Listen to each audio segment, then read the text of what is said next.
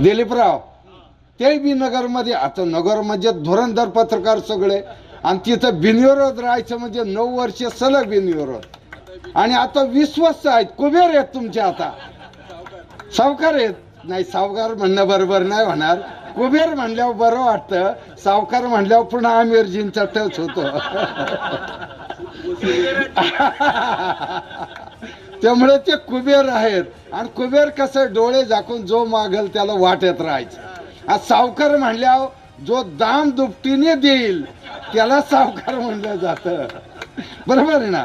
म्हणून आपल्याला आता शेवटी आता मध्यंतरी पुढच्या भारतातल्या 650 जिल्ह्यापैकी 350 जिल्ह्याचं कृषी आणि ग्रामविकासाचं पुढच्या 10 वर्षाचं धोरण ठरवायचं होतं नीती आयोगाला.